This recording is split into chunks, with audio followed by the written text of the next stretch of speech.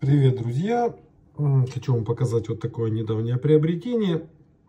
Комплект небольшой. Орден Отечественной войны первой степени, юбилейный. Видите, как позолота с подпатины только в середине пробивается. И Орден Славы с документами. Это на разведчика.